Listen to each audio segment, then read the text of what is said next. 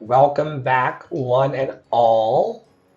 It's Flo and Praolo, LIA Leadership, for another Deconstruction Junction podcast and TV show taping. We're back in our Saturday slot. Home skillet. It feels It's good like a for those. long time. Yeah, the holidays. It could happen again with the holidays coming up. The holidays are joyful. But we didn't miss any time with you all. We did the Tuesday slots and then replayed them and just kept unpacking the things in life that we want to go deeper in our discovery of. I'm Dr. Flo, online coach and mentor. I help bold dreamers follow their bliss by encouraging them, equipping them, and empowering them to live their best dream. The dream is in your time, your talent, and your treasures. And they are unique and individual to you. And I help people see the beauty inside themselves and get paid to be themselves under capitalism. What do you do in the world, Sarah, under capitalism? Under capitalism, I help people cultivate and uplift their capital V voices. I'm your resident white-facing biracial multi-passionate musician. And I also talk about the ish that nobody wants to talk about and push you to do the same. That's what I do. Under capitalism. So every week we join together to unpack some of the heavy things and some of the light things we see in life. We are bringing on additional guests and podcast participants. So we can't wait for you to meet them, learn more about them, and also perhaps some of their insights that they bring to the podcast will resonate with how you feel about your life and what's going on for you. My first share in this week's episode, um, it's a billboard from Good Vibes with Words. It says, "What if I fall?" Question mark. And then the answer below, "Oh darling, but what if you fly?" And I brought this week because some of us are so afraid of falling, and we recognize that babies are born with uh, two fears of loud noises and fears of falling. And why do you feel, Tara, that we as humans, once we get older in life, are afraid of not loud noises or falling, but of failing as a fall? I think we've talked about this and around this all week, which is I think that people feel like if they fail, they're going to lose their belonging. And I think that we have to learn how to fail, and we have to learn how to forgive people for failing in public and making wrong choices in order for us all to belong to each other.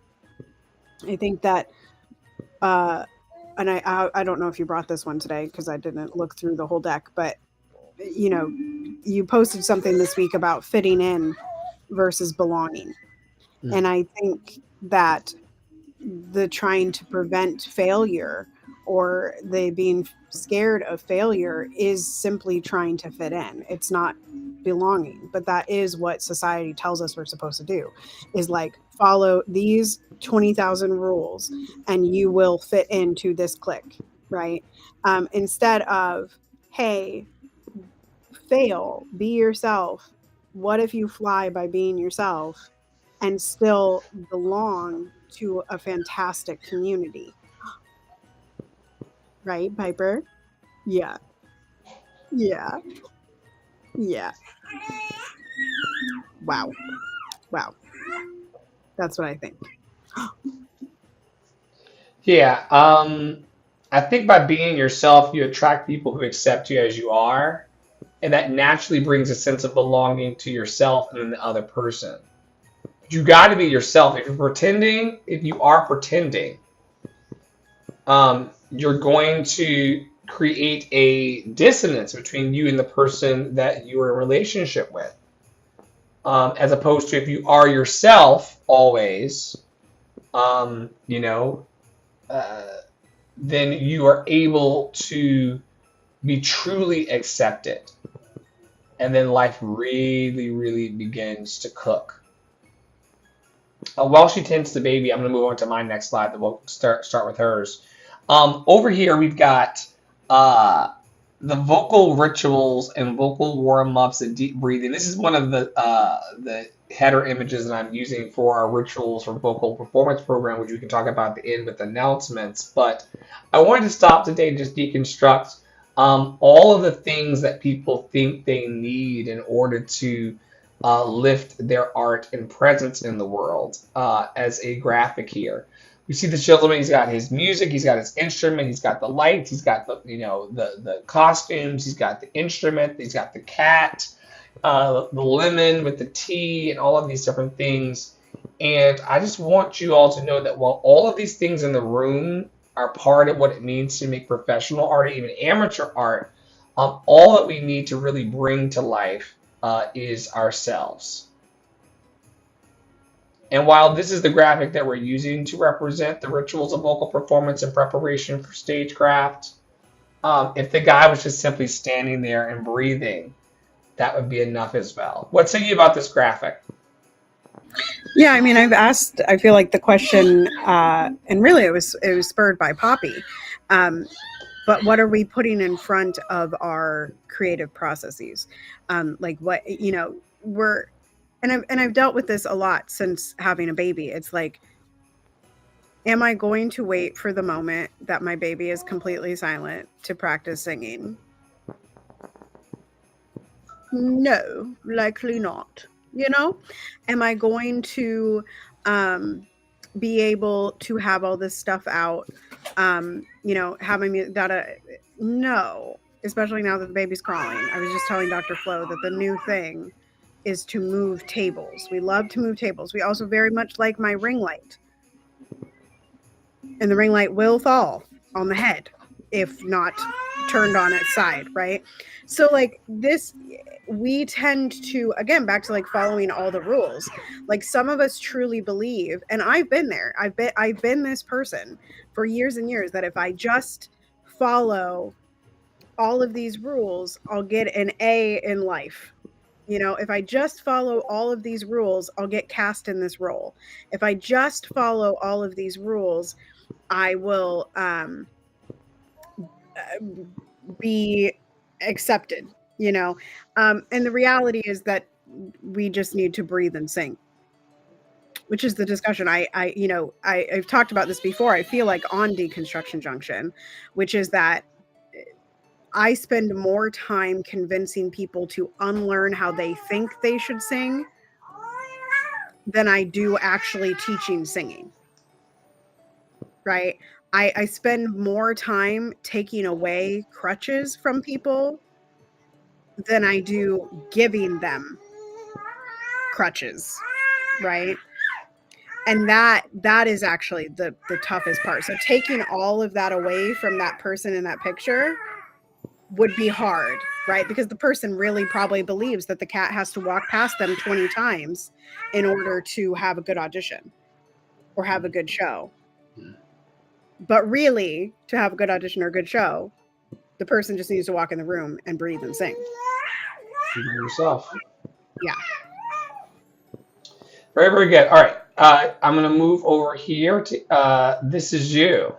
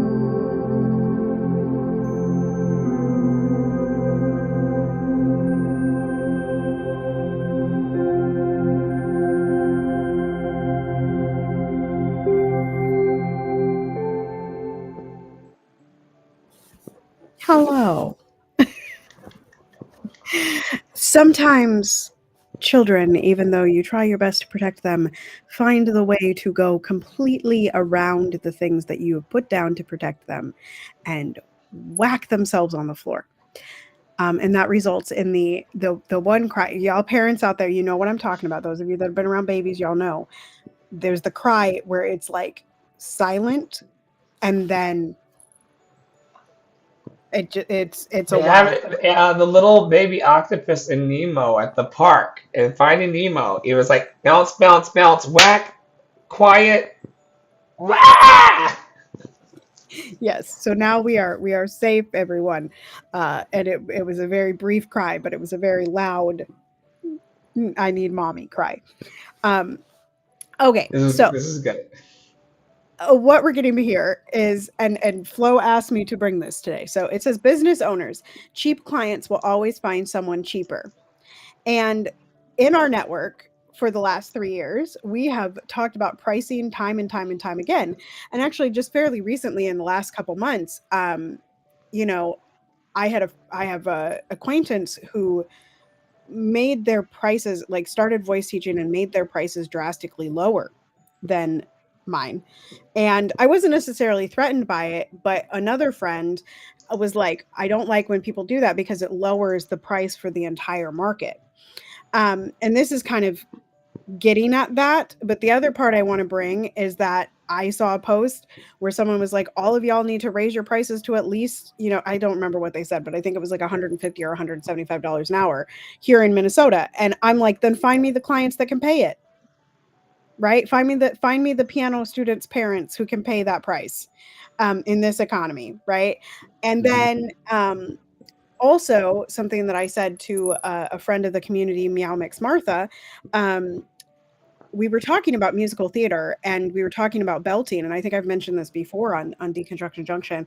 But I said to them, the only reason that people are quote unquote required to walk in the room with a belty song is because that's what we're feeding the industry.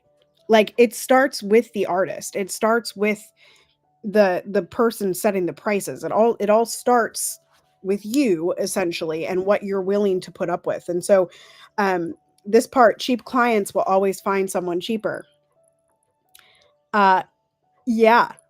And you know what? They'll find something cheaper for like cheaper than free. Right? We saw this on Clubhouse. It's very true on Clubhouse. Like you come to a room that's an hour and a half long and people want it in 5 minutes. Right? But they're never going to pay for it. Like they want, and then they take and they take and they take and they take and they take and they take and they take. So yes, the problem is not your prices. And we found this out, right? We've offered, like, I went a 180. I was charging thousands of dollars for branding, took it all down, decided to do donation based / free spaces.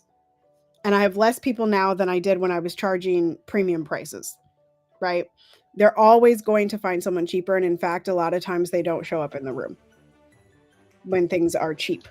This still does not mean, however, that there are not people who will invest in themselves enough to go deeper with someone who is an expert and qualified to really, sure, these people find, someone cheaper to help them, and then we see the way their products and services look.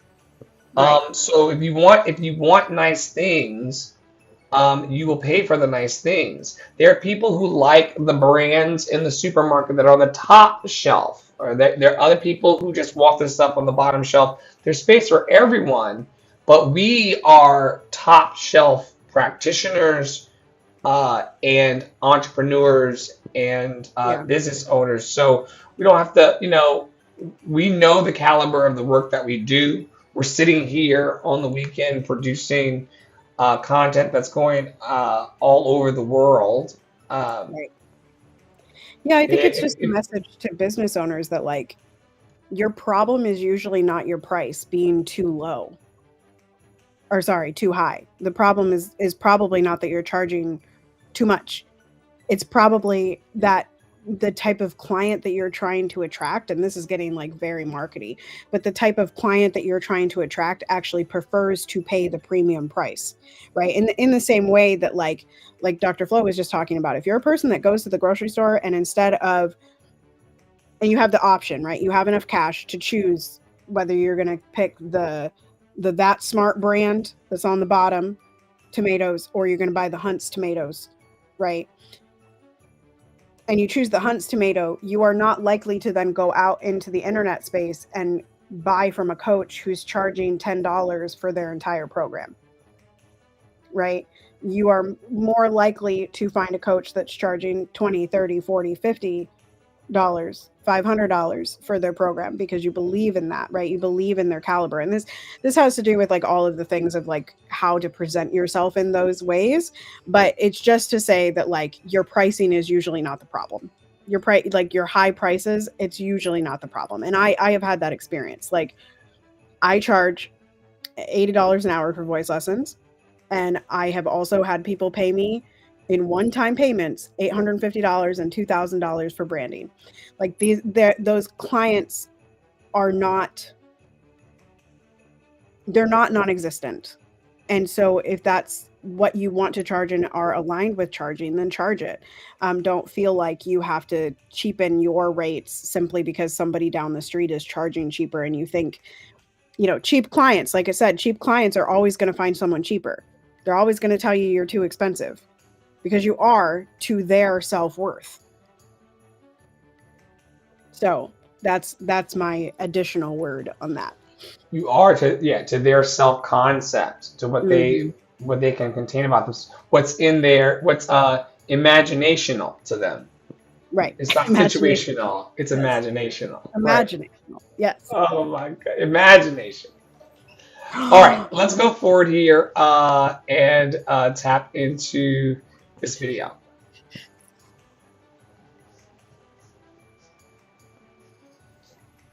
Do we have sound? I don't have sound.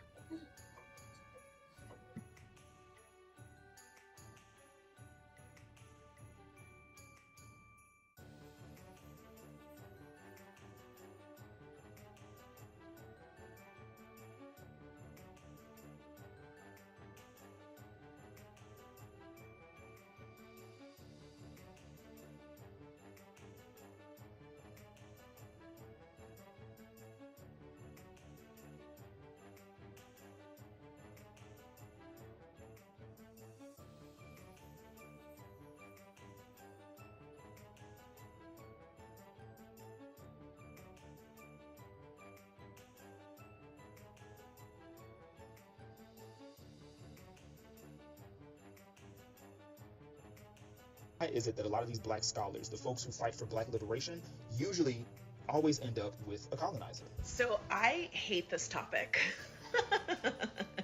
um, but I think I have some personal distance from my own experience in order to chime in. So, for context, I am divorced. I've been divorced for 6 years, and my ex husband was white. He's probably still white. I don't know what he's doing now. But I always got a lot of shit for being a black woman in the public eye who, built a platform talking about race and gender and identity. And I was often told that I was a hypocrite because my ex-husband was a white man. Now, one of the things that I always pushed back on was the idea that, like, my partner is in conflict with my morals, because I also identify as a feminist, but I was in a relationship with a man. I now identify as queer. And so even though I sometimes am still attracted to men, it's probably like the most embarrassing part of my personality. I don't think that it's in conflict with my desires for women and femme presenting people to have equitable opportunities and a life that is without harm and, social advancement and all of the other things that feminism means to me. That said, my journey to consciousness as a black person was later in life for me because, for context, I'm 41. And when I was in high school and in middle Black don't school, crack. going to predominantly white schools, private schools, magnet schools, I was often the only Black person in those spaces, and I had a lot of internalized self-hatred, and I really played into respectability politics, and it took me a really long time to unlearn that. The other part of that is, I've talked about this a lot, for myself and a lot of other Black folks who've gone to PWIs, it takes a long time to realize that you are attractive. Like, I didn't date in high school. My ex-husband was my first boyfriend, and I dated a little bit in college, but not much. But when I got to college, it was really the first time I had ever had attention from Black men. And I remember I dated a guy for a little bit. I wouldn't call him my boyfriend, but he negged me so much. He would always tell me that I wasn't Black enough, and would make fun of the way that I talked and the music that I listened to. And unfortunately, that was a persistent issue for me. Like, when I would be interested in a Black man, that was my experience, unfortunately. And then I would also add personally, again, I can only speak for myself here, but like, it took me so long to actually accept myself as a queer person. And I had had so little sexual experience, and I was assaulted my senior year of high school. And so I had like a really warped perception of myself and my body, that once someone was actually showing interest in me, aka my ex-husband, I was just like, yeah, I'm into this. And I still to this day do not believe that, again, for me personally, my consciousness was less than or not genuine because my partner was white. For me, the advancement of Black people wasn't just about my experience, but it was about everyone's experience, and the ability for Black people to live their truest, authentic selves wherever they are. I also recognize that a big part of my success as a public person, as an online personality, as an actor, as a writer, is a result of respectability politics. The way that I speak, the way that I present myself, which was, instilled in me by my parents, them saying, like, we want you to have a better life than us, we want you to have certain opportunities. And so I went to certain schools and I was told to speak a certain way, and that has opened doors for me in adulthood. And I have felt it, I've seen it, I've experienced it. It has allowed me access to certain rooms that other Black folks are not able to move in. And part of the work that I'm committed to doing is opening the doors for marginalized folks, but especially Black folks, especially Black women, especially queer Black people, to inhibit spaces that I've been given access to because of those respectability politics, and that they might not necessarily have access to because of those same standards that have afforded me those opportunities. This is really long, so I'm sorry. I'm wrapping this up now. So based on my own personal experience, and then when we look at the trend of high-profile Black activists or celebrities that have white partners, my guess is probably access, community, and respectability politics have set people up so much so that they are in community with people that don't necessarily look like them. And then that's who you're most likely going to, build partnerships with. But it also then alienates you from people that do look like you. And again, I'm not saying that this is my experience with every Black man. I, have dated some Black dudes recently. But I still encounter, when I am in community with other Black people, that they're like, why do you talk like that? Or da da da da. And I'm at a place now where I have jokes, I can code switch, and it's not a problem for me. But there was a time in my life where it bothered me so much that I just stopped trying. I was just like, well, I'm into you, but if you're gonna make fun of me, then I don't want to date you. If you're gonna talk shit about, Black women or question my Blackness, that's not who I want to be in community with. It doesn't mean that I dislike myself or I think less of who I am as a Black person, but people want to go where they feel seen and appreciated. And unfortunately, you can't always determine who that is. That said, that's not who I am now. Fool me once. Learn my lesson. Why is it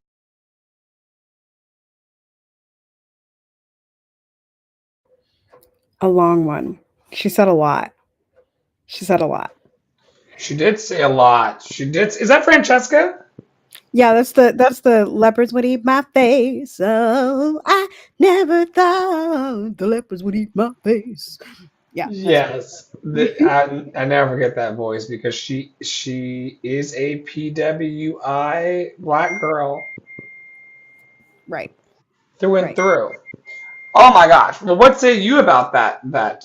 So I thought it was like, I guess, you know, we were literally just talking about this off air, which is like where, and it, I guess I'm deducing it down, but like for me, a lot of my life has been like, where does my biracial experience overlap that of a black, a fully black human experience.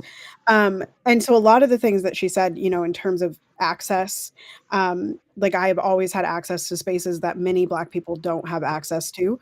I have always had access to like respectability politics, and therefore those are the people that I was around, and the people in those groups tend to be white people.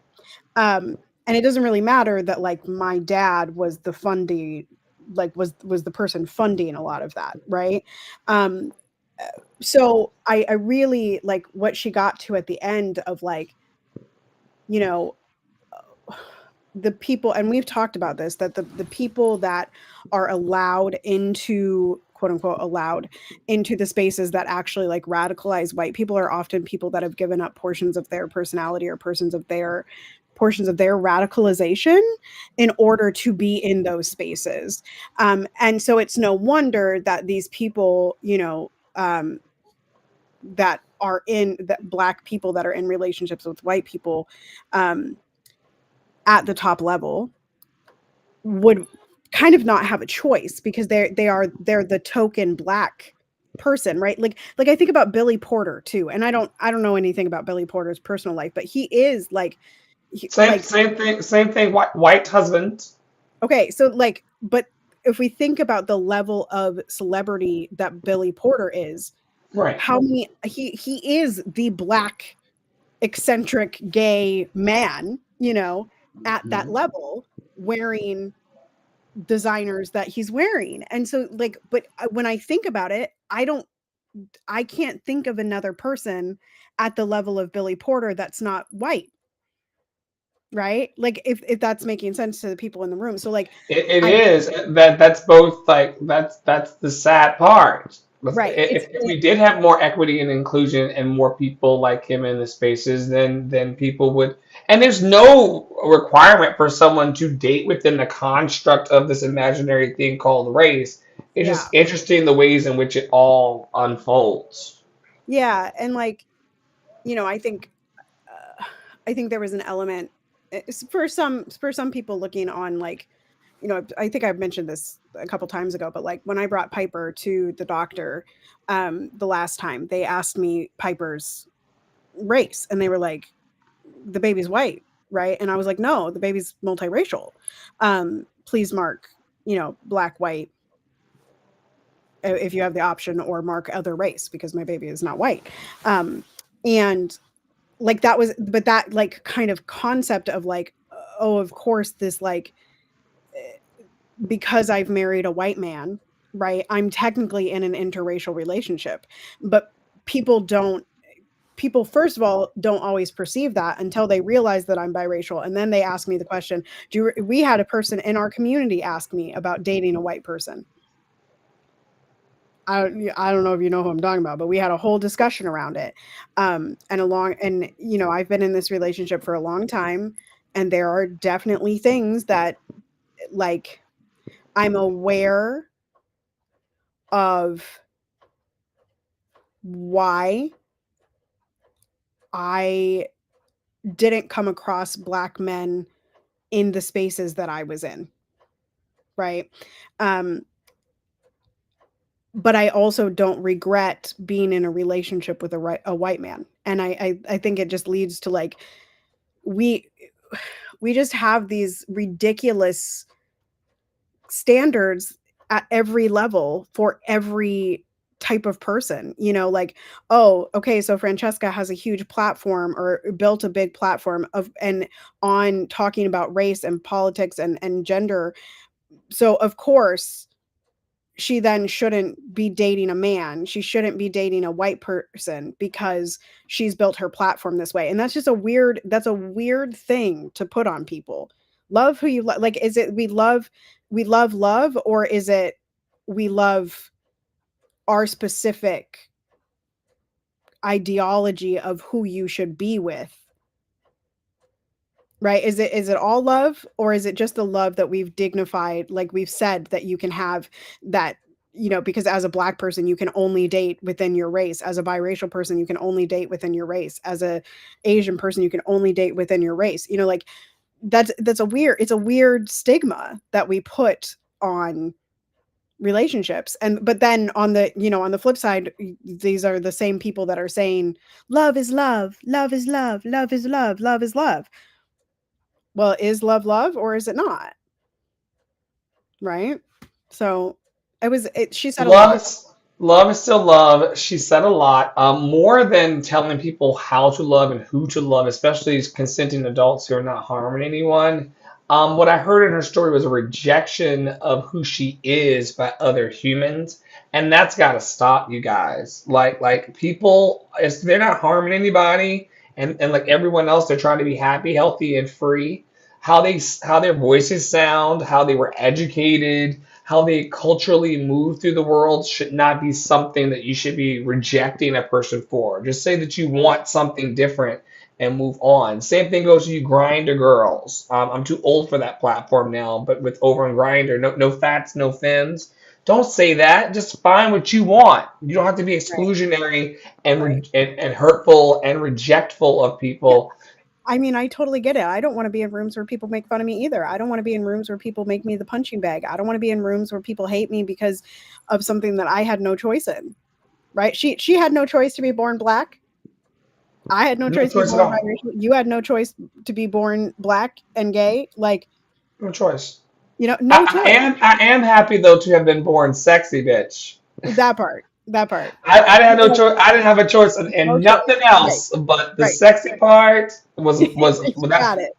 Yeah, I felt like when you mentioned this the other day and I had seen this video, and I felt like where she ended it, of like the rejection of being made fun of, the rejection of being resented for who she was, the rejection of like her level of education, and the rejection, like, and people making fun of her for that, or people disliking this spaces that she's in. Like I just like really resonated with a lot of those things that she was saying.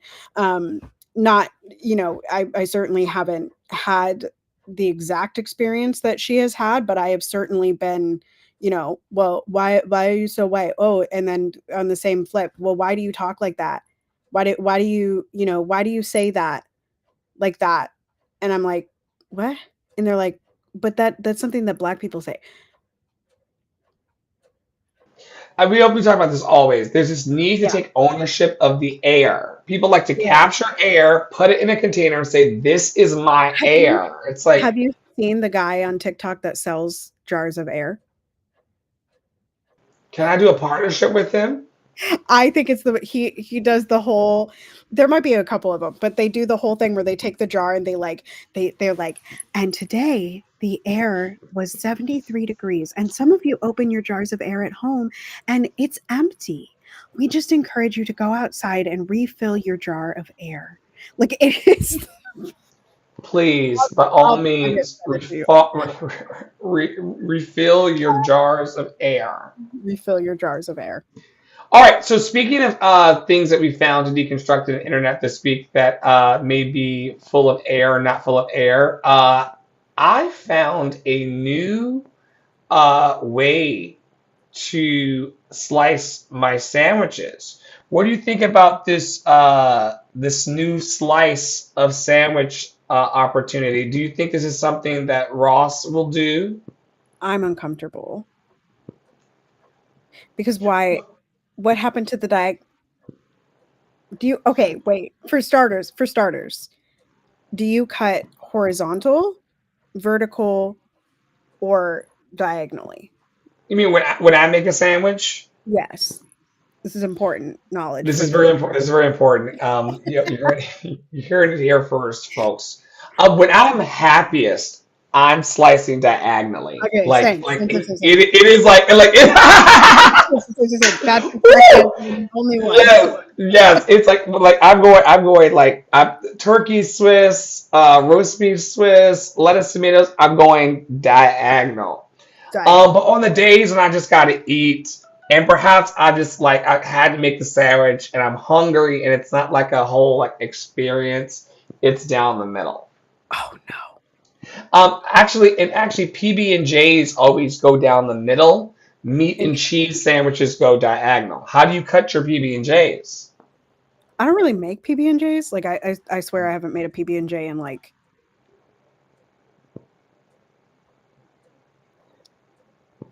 1962. probably like 1897. Ah, It's been a second. It's been a second. Uh but Ross, I think Ross is a horizontal gentleman in terms of the sandwich. Let us know in the comments, y'all, which way you got your sandwich. yeah, And but now it's let's this talk new about slice just dropped. This is Cheese Sandwich Community. If you don't want two pieces, you can get three. I mean, that's close to the way I cut my quesadillas, right? Quesadillas are two diagonal cuts in the Oh, circle. so maybe that's what it is, a quesadilla cut on Hmm. a On bread. Yeah. Yeah. ah, ah, I mean, I ah. wouldn't be mad if I got that. I wouldn't be mad about it at all. What about this one I'm bringing? Like everything is divinity. Divinity is everything. Everything that the Sky Daddy, the people that person in the sky that we're totally praying to. I personally believe that's in everything. Yeah. I And I agree. I think that beauty is in everything. And I think, we've talked about it. Look at that hair. We've talked about the look for the look. What is happening here? Hang on, y'all. Hang on. It's station identification. Okay. I think we have a habit of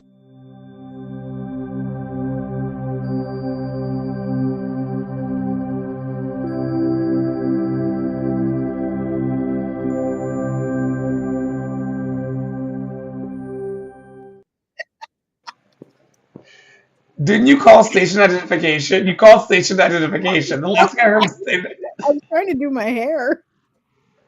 The last thing I heard was station identification. It's hot in here, so I need to get the thermostat anyway. So I was like, I don't mind throwing a commercial break in. Okay.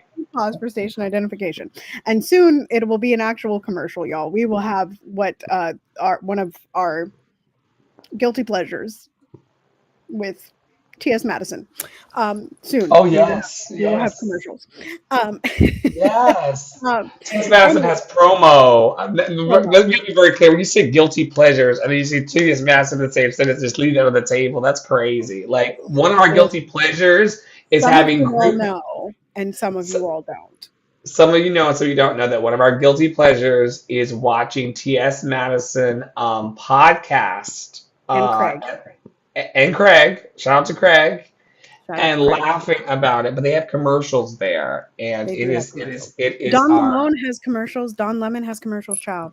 Anyway, I think that higher power isn't everything. I think that the more people believe that they can be the change in the world instead of relying on some external source, the more that we would have a more equitable, liberated world. I agree. I agree. Let me see if I got one more of mine in here. Oh yeah, I said I didn't say it. I found this online this week to deconstruct in community, and feel free to drop your chats in. There's some resonance here. You get to a point in life where you don't care who's mad, why they're mad, and who they're recruiting to be mad with them. It's peaceful over here. Do you have a lot of mad people around you, Tara? I don't have a lot of angry people around me, by and Not large. close to me, but I do. And actually, I noticed this morning. I don't remember what I was watching. I was scrolling, and TikTok does its thing, and there's just people just still like so mad about this Trump election. And I'm just like, how is being mad serving you? Like, and how is it making a difference? Because it's not sustainable. I mean, I think a lot of people are radicalized by something that makes them angry, but anger, that type of anger is unsustainable, right? And so like when we talk about this, right, like yes, I mean that's the good news, right? Is that Trump is a person that riles up his base and gets them angry about certain things, and that anger is unsustainable. So eventually it fizzles out. Eventually they get tired of talking about the same thing that made them mad. Eventually they get tired of being mad. So just wait in your peace. You know, and go from there. And yeah, I think I did it one day last week with a podcast. Was like, well, they're still trying to scare us. That like the headline of the podcast was like something about Trump, and I was like, mm-mm, I don't like I don't need to have that conversation anymore. Thanks. I had it for 4 years. Thanks. So yeah, I In care. fact, I'm with you. I have more joy in my life when I don't entertain it. Like I know what is happening. I'm a Yeah, well-informed person, and trust me, my bling bling device is always going to let me know what's going on, or someone in the community is going to let me know what's going on. But I don't need to seek out negativity. right. I Well, don't and need to what seek difference is out the anger. negativity making? I mean, that's the real thing. Like, like you don't care who's mad, why they're mad, and who they're recruiting to be mad at them. Because like, what is that? What are those people actually doing to make a difference? And that's always my question. Like, you over there being sad and getting a group together being sad about something. Are you then taking action and making a petition to make that thing better? Are you, and this is again like why did I skip the Pod Save the World podcast versus skipping the Stacey Abrams podcast? Because I know that the Stacey Abrams podcast is going to give me something that I can actively go do. Right? Like, okay, if I choose to be upset about this particular issue that the person on Stacey Abrams podcast is talking about, they're going to give me the steps to get involved in that in my town. This particular instance that this post is talking about, it just seems like these people are just sitting around in their hypnotic rhythm of anger. I don't want to be a part of that. My piece moves. Oh, come on, my piece moves. My piece moves. Jesus! My piece takes action. I don't. The preacher Priolo checked in today. My piece My moves. piece moves. I My love joy it. moves. Okay. We're gonna shift down into your Yes. topic here. This is a viral post on the Tickety Talks right now. People are reacting to it. I saw Black women reacting to it. Just hit the play button, please. This is what wealth inequality in the United States actually looks like. This grain of rice, $100,000. That's about the median net worth of a citizen in the United States, which means if you took our population and drew a line split down the middle, about half of us have this much or less. Half of us have this much or less. Just going to put that down right there. 1 grain of rice. This is $1 million. 5 grains of rice. When most of us think rich, we think of $1 million. This is $100 million. This is about the net worth of CEOs who delay and deny care for sick Americans. This is also about the net worth of CEOs who tell Americans to eat cereal if they can't afford food for their hungry kids. This is $277 million. This is Elon Musk's personal investment in the 2024 elections. This is what he spent to buy the presidency. This is $1 billion. This is the approximate net worth of Vivek Ramaswamy. Only 800 people in the United States have this much money or more. As a frame of reference, think about how many people you went to high school with. Only 800. And this is $6.3 billion. This is the approximate net worth of Donald Trump. He recently said in an interview that he doesn't think he can bring grocery prices down after running his campaign on a promise to do so. He also blames immigrants who have less than a fraction of a grain of rice each for a lot of the financial troubles facing our country. And this is Elon Musk. He's worth $400 billion.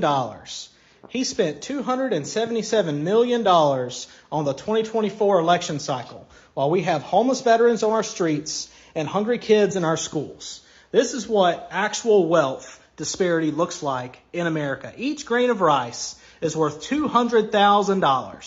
And Elon Musk also wants to fire 75% of our federal workforce, which includes a majority of veterans. He wants to fire 75% of these people who have a single grain of rice trying to earn a living and feed their families because he says that that's inefficient. Musk, Ramaswamy, and certain members of Congress also want to consider cutting social welfare programs that support people with less than a single grain of rice from going into poverty. They want to look at cutting these programs because they believe that that's inefficient. Now that we've finished the civics lesson, let's talk biology. Did you know that all human beings, no matter how much money they have, are all mortal? We're all made of flesh and bone, we all have to eat, and we all have to sleep. Each of us has only one life, and I encourage you to do something notable with yours. The American dream has been stolen from you. What happens to a dream deferred? Who's hungry? Listen, I don't even care about the political shit that he said. What I care about is, did you see how big that mound of rice was? Do you see how big that mound of rice Wait, was? but Paul's, do you believe that they have that much money?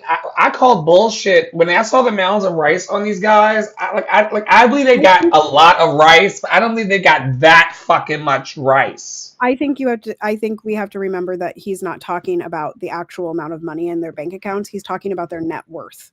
So that's a different thing. That is the properties that they own. That's the business that they own. Okay. Yeah. Because when you're holding government satellite contracts and you've got because you're a former president, you've got the money flowing into you. This is how we get here, folks. Right. And I think and the other thing, like even more so than the big pile that Elon Musk is worth, the 5 grains of rice representing $1 million. And he said it. He said, most Americans think that that's rich. And I was like, oh my God. Like, oh my God. Yeah, we do. Like, if I had $1 million, I would be like, absolutely. I'm rich. I'm rich. I'm rich. But it's 5 grains of rice. And we're living on less than 1. I mean, neither of us in this room make that much. We are not worth $200,000. No, not No, yet, certainly, and not and yet. even more so, those grains of rice that are in the billionaires' pocketbooks and their net worth, and even regardless of how it looks, that money can come over to the people who need it. It really can. That was hella eye opener. I'm not even gonna lie about it. All right, next up. Yes. Sarah asks, please stop using male and female to refer to low and high voice types or pitches, which is coming from the vocal performance side of life. She goes on to say, it's weird and transphobic. Thanks. Yeah. I uh need us to remember that language matters. And I think it's very simple to change our language to help make the world a more welcoming place for people. And the trans community has repeatedly asked the vocal community to stop using words like male and female, or even, treble and bass, but instead to just really refer to what we're referring to, right? It's not a girls choir, it's a treble choir, or it's a high voice choir, right? It's not a boys choir, it's a low voice choir. And I think that that's really, it's very insidious, and it's also very easy to change that language. And I know that there are a lot of people that will kind of rail against that, but I don't know why. Like, women can sing low, men can sing high, non-binary people can sing both as well. Like, we don't need to use male and female as identifiers for inanimate objects. That's I've all. always maintained that if a person wanted to course correct to be nice, they could if they wanted to. If they wanted to. Same thing with the people who have issues with other people's pronouns. Listen, if you are a respectful motherfucker in your life, you would respect the person's pronouns. You clearly, by telling me that you don't care about people's pronouns, tell me that you are a disrespectful motherfucker. And if you're a disrespectful motherfucker in one area of your life, you're a disrespectful motherfucker in all of them. So stand away from me. I don't understand why it's so hard for people to just give others who aren't harming anyone what they want, especially if it costs you nothing. It costs you nothing to change the language or to honor someone's pronouns or to not call them by their dead name and to honor that they're whomever they are now. You know, people are still calling me Andre when I go by Flo now. They're still calling me Andre in public. Wait till I pop that ass. Because y'all are respectful about what you want to be and not about what you don't want to be. So this is a trans rights issue. I stand behind it. Y'all want to be regarded as so smart in the world, yet you want to hold on to disrespectful behavior. We're not having it going forward. We're the adults now. We're the adults now. It We're the adults. sucks. It It sucks does. ass. But It we're the does. adults now. And you're going to use people's proper pronouns. In my presence, you're gonna. And you're also going to start using more inclusive language. Because you want Right. people to include you all the time, but you walk around trying to be assholes to the people who are at the hands of the bullies right now, including the incoming so-called commander-in-chief. Get a grip, folks. Get a grip. Right. Right. And it's these little things that make all the difference in the world, y'all. Like, and this is to the point of my spilled beans yesterday, if y'all were in my stories, is like, you don't, it doesn't take massive action to make a difference in the world. It takes the choice to use low and high voice. That's not a hard thing, right? It takes the choice to call someone by the name that they gave you or the pronouns that they gave you, or being willing to put your pronouns on something when you're cisgender. You know, like, it's not, it's, these aren't hard asks. These are daily disruptions and daily random acts of kindness. Arc, a random act of kindness.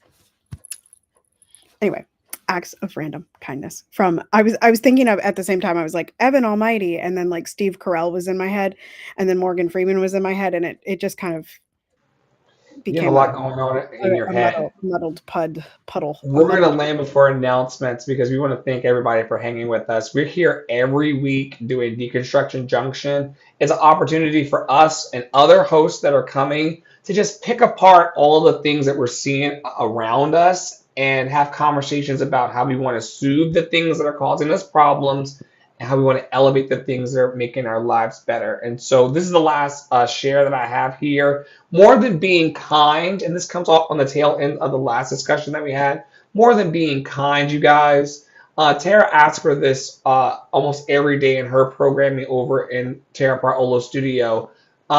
Be anti-racist. Be anti-sexist. Be anti-homophobic. Be anti-transphobic. Kindness without action is meaningless. Travis Alabanza. And a lot of people are trying to they've done it to me too. Like they'll try to make you perform kind, and or that people will try to pretend that they are kind. Y'all know the story about the Aldi cart that I'm not going to get into. Just listen to old episodes where I go in about the Aldi cart situation. But more than being kind or looking like you're kind in the world, trying to have a reputation of kindness, just try to make sure that your behaviors, I'm doing the same, that they're anti-racist, that they have that you're checking in your community your unconscious biases, Ziba? Biases. Yeah. Unconscious Biases. Unconscious biases. I almost had it. Those things that you seize, the unconscious biases that you seize. Yeah, make sure that you're checking those in an effort to be anti-racist. And where do you see men as superior in society to women and play into that, where you see straight people as being better than others and so forth, so on. And we can just do, as Tara was saying, these little small things that roll up into what looks like kindness, but actually helps the people who are being harmed in our society way more than just a smile. Like, gone are the days of thoughts and prayers. Like, people actually need like help, and they're not being heard in their communities all over the country. And you know what people who aren't heard, you know what people who are not heard do. Mm-hmm. They do what Luigi. Shout out to Luigi, man. Mangia Shout la out, pizza. shout out Mangia to la pizza. Luigi. Even though Mangia la Don Lemon, pizza. even though Don Lemon was like, "Y'all can't treat." Yes, we can. Yes, we can. Yeah. Shout out Listen. to Luigi. Here's the thing. Mangia la pizza. Here was the thing about that whole Don Lemon with debacle. It wasn't a debacle. It was just that I disagreed with him. Y'all remember the billionaires that went to the bottom of the sea, right? Like we did not we did not mourn them. Ocean Gate. That's all I'm going to say about that. Oh shit. I thought you were talking about the ancestors of mine that went to the bottom of the sea that we did not mourn. I don't care about these white people like that. No, They don't care girl. about me. Right, exactly. That's my point. I care Luigi, about the people that care about me. Loved and Luigi, lovable. I feel like you were framed, but I more feel like power to Luigi you. didn't do it, which is why I want him to Mangia pizza. Yeah, Uh, I don't think you did it. I don't think he did it either. I think that until people stop being evil in society towards people who aren't harming anybody, we're gonna have these problems.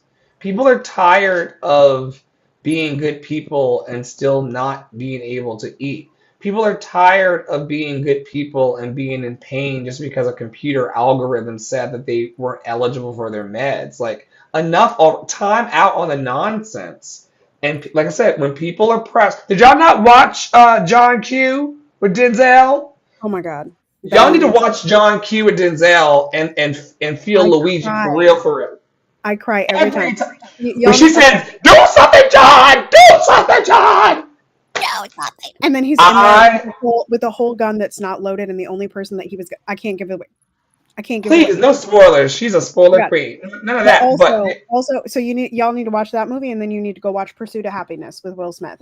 The oh two wow. change your life, change your life, change your Yeah, life. and so all jokes aside, y'all, like we need to.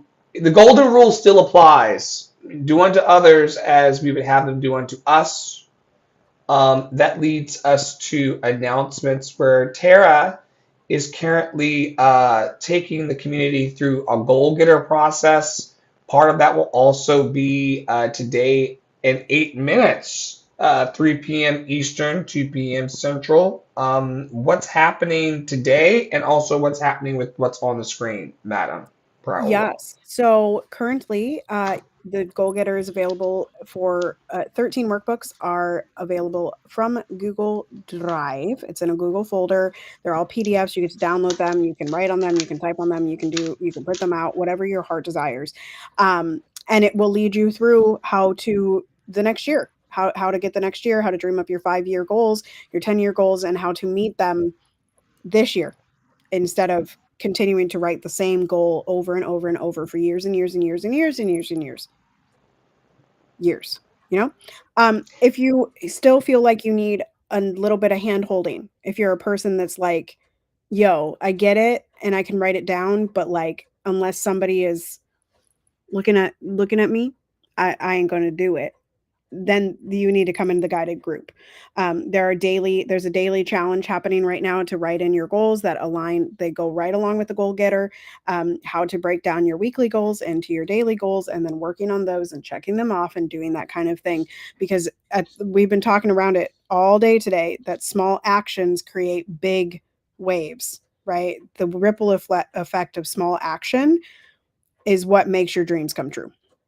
So that is Goal Getter, $35 for the workbooks alone, and then $10 a month for the band app group. The Black Friday Business Blitz, I probably should have deleted this, but I'm working on catching it up. So that is available on my Instagram page, as well as I think there are 48 available over on my Substack. And there you can download them. You can download the slides and post them on your feed, and feature 88 Black, Indigenous, and trans businesses. 88. It got up to 88? Yeah, because I did 11 days and I did 8 a day. Wow. No slouches around here in Love and Action Network. Speaking of no slouches, I'm looking for very ambitious and eager people who want to be part of something bigger than yourself, folks. You're going to get it done. You're going to make all your money. You're going to be happy, healthy, and whole. You're going to be loved and adored because you're loved and lovable for the rest of your damn life. We know this to be true. Why not do that and also be part of something bigger than yourself? As we unite the talents of diverse artists to celebrate the power of love through music, theater, and art. We're doing in real life stuff and also online stuff. So if you just want to be part of spreading this little kernel of a message that you are loved and lovable, you've always been loved and lovable, and you're always going to be loved and lovable with the world, you know where to find us. Here's a cool little AI picture of me. I will teach you how to use your voice in the world. Y'all know I'm confident, cool, collected. I've not always been that way. I've not even been that way the whole part of the last 5 years. I'm still evolving and becoming better every day. But as I continue to use my voice as I have been professionally for 30 years, as I continue to expand that, I also want to expand the voices of others in our community around the world. So free masterclasses daily. Sign up at lovedandlovable.bio.link, lovedandlovable.bio.link, lovedandlovable.bio.link, or send me a DM, Andre and the Flow, on all platforms. Love to hear from you. We're teaching in the areas of vocal performance, marketing and business development, courage and confidence, and beyond. So if you are wanting to grow yourself, we're very, very affordable people. We have, some people pay me the cost of a pizza night. Some people pay me what they make professionally in the big leagues. But we want to make sure that everyone's served in life. You're without excuse about picking apart the things that scare you and building something that makes you feel proud of who you are. That's what we do every day. And so we don't have a lot of friends around necessarily right now as we rebuild. However, we're very clear about where are the areas where we can say oh, that's not serving you, beloved. Knock that shit off. Get your ass in class so that we can grow and encourage, equip, and empower you. Closing thoughts on Praolo. Great show. Great show. I think y'all, if you watch this episode all the way through, you're going to learn something. You're going to feel something. And hopefully you're going to be a little bit radicalized to go take some small actions within your community, even if that means just talking to someone and introducing something to them. So I hope it made a difference to you, because it made a difference to us. Thanks for Can you do your whole abracadabra? Yes. Continue to be anti-racist. Be safe. Wear a mask. Make good trouble. Do good work. I love y'all hardcore. You are loved and lovable, and nobody can change that. Joy is our revolution. Step into it and belong to it. We'll see you next time. Toodles.